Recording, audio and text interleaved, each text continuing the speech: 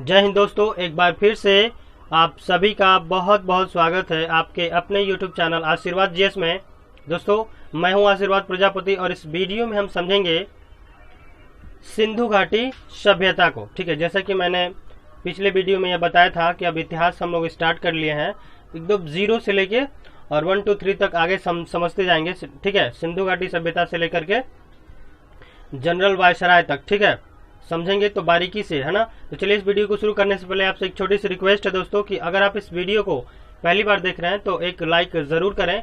अगर आप इस चैनल पर नए हैं तो बिल्कुल अभी फटाफट सब्सक्राइब कर ले चैनल को जीके जीएस अपडेट्स पाने के लिए, और वो भी बिल्कुल आसान भाषा में फटाफट सीखने के लिए। चलिए दोस्तों स्टार्ट करते हैं। ठीक है, तो आज का हमारा टॉपिक है सिंधु घाटी सभ्यता, ठीक है, यानी कि इंडस वैली सिविलाइजेशन। तो इसके बारे में मैंने कुछ पॉइंट नोट डाउन किए हुए हैं और कुछ चीज़ें आपको मैं समझाऊंगा। ठीक है, और आज इस सिंधु घाटी सभ्यता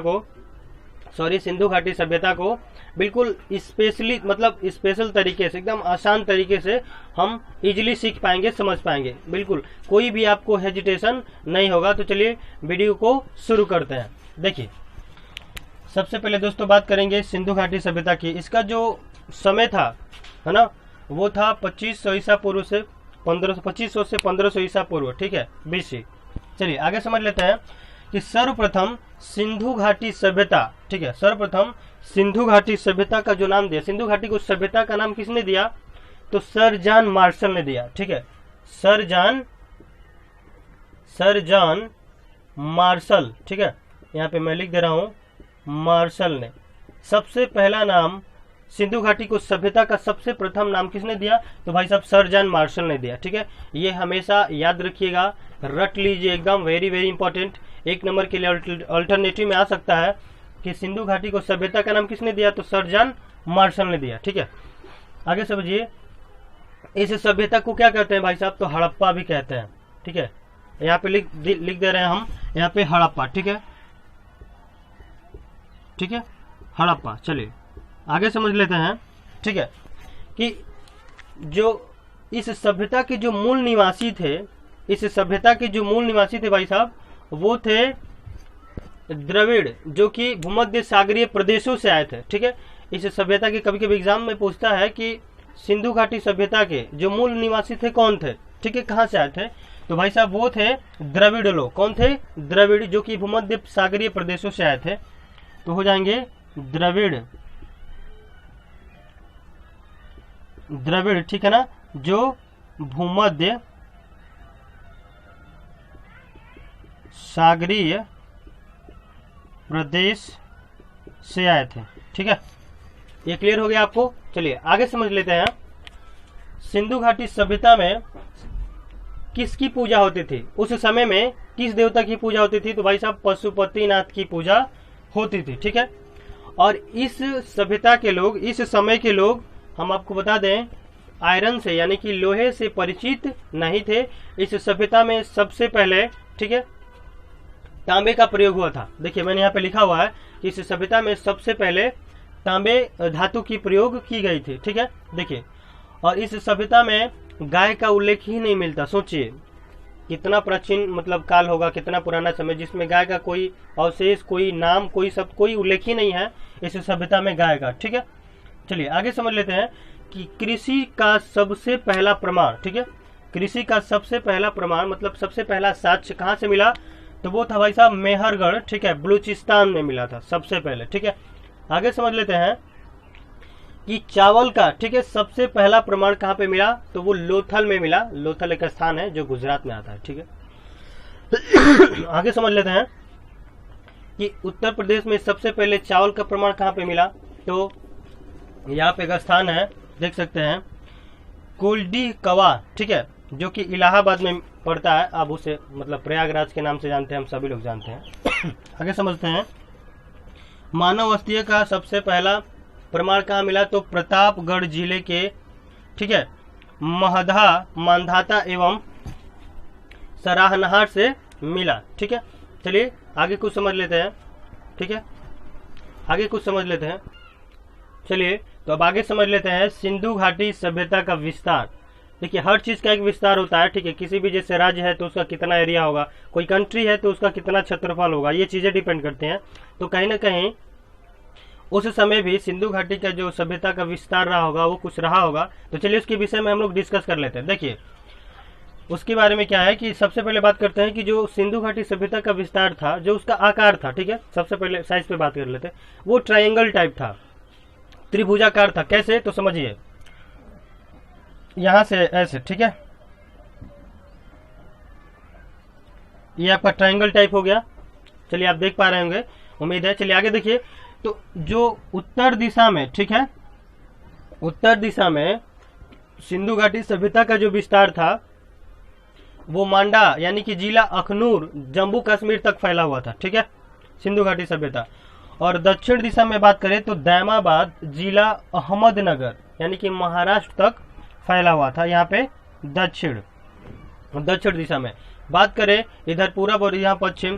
तो यहाँ पूरब दिशा की बात करें तो भाई साहब जो सिंधु घाटी सभ्यता का विस्तार था पूरब साइड में, वो आलमगीरपुर यानी कि वो पड़ता है जिला मेरठ में, ठीक है, यानी कि यहाँ उत्तर प्रदेश तक फैला हुआ था, ठीक है।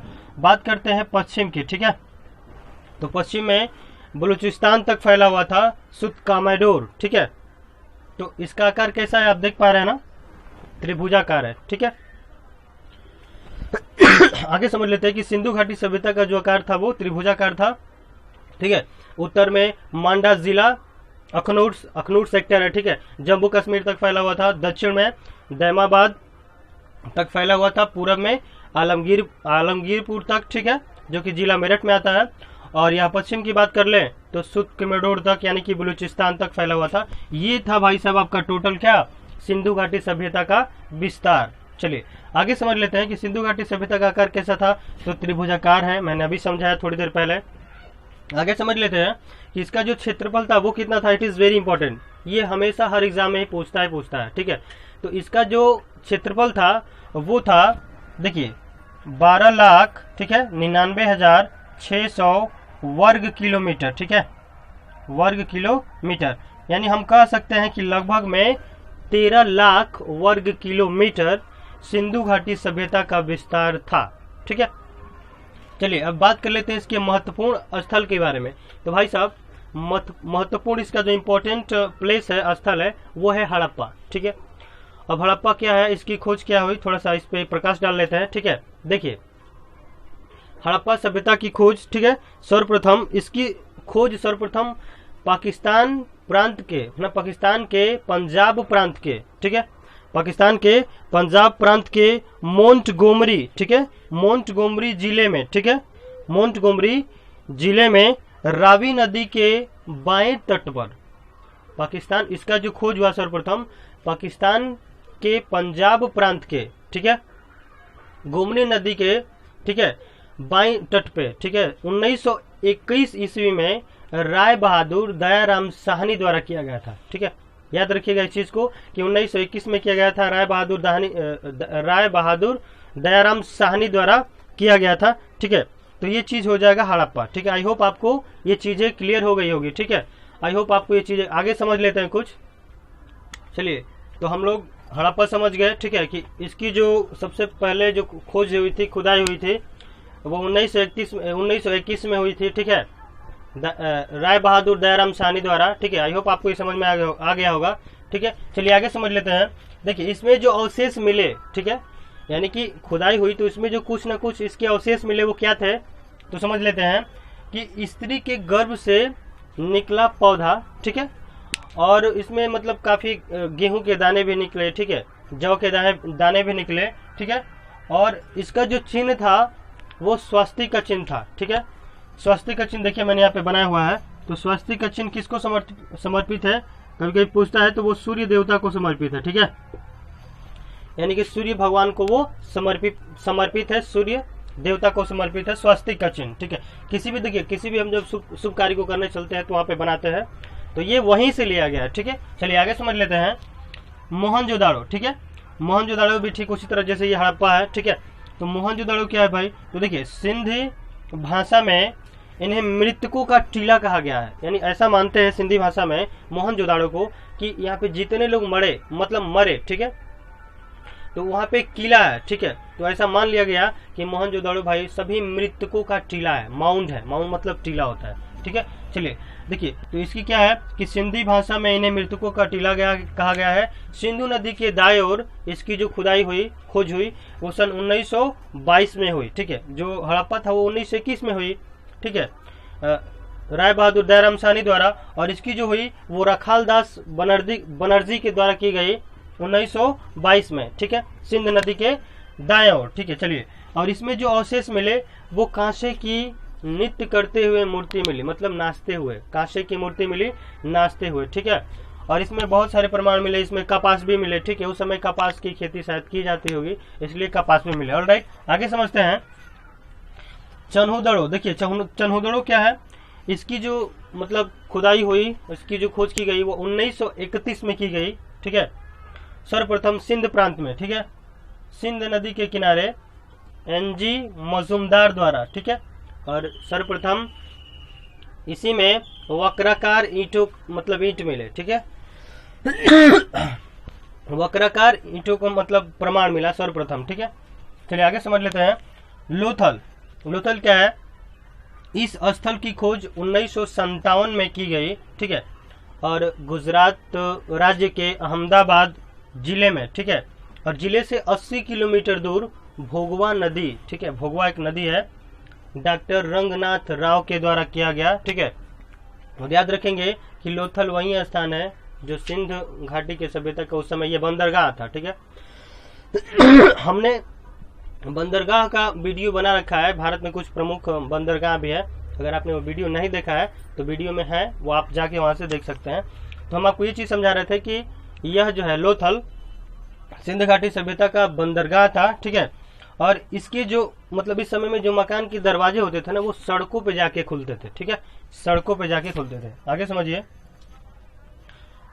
देखिए कालीबंगा क्या है, तो इसकी खोज राजस्थान के गंगानगर में, ठीक है, 1953 ईस्वी में हुई अमलानंद घोष के द्वारा, ठीक है, अमलानंद घोष के द्वारा घग्गर नदी के किनारे, ठीक है, घग्गर नदी के किनारे हुई, ठीक है, समझ में आ गया 1953 में।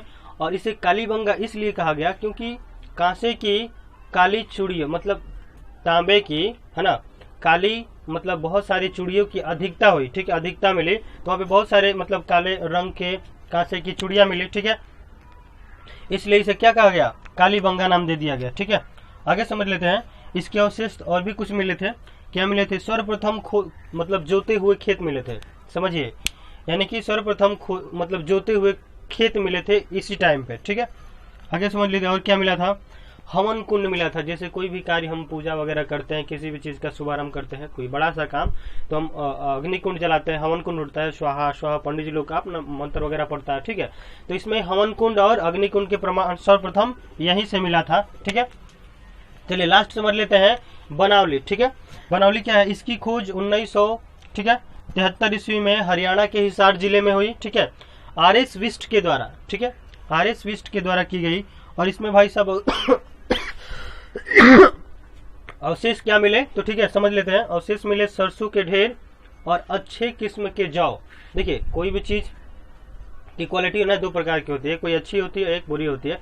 तो वहां पे सरसों के ढेर तो मिले, लेकिन अच्छे किस्म के जौ मिले, ठीक है, बहुत ही बेहतरीन क्वालिटी के जौ मिले। तो उस समय काफी ये चीजें विकसित थी, ठीक है। और एक खास बात समझ लेते हैं, सिंधु घाटी सभ्यता के लोग, कभी कभी पूछता है कि सिंधु घाटी सभ्यता के लोग उनका मुख्य आधार क्या था, वो किस चीज पर निर्भर थे, उनकी आर्थिक मतलब कंडीशन कैसी थी और किस तरह से चल रही थी।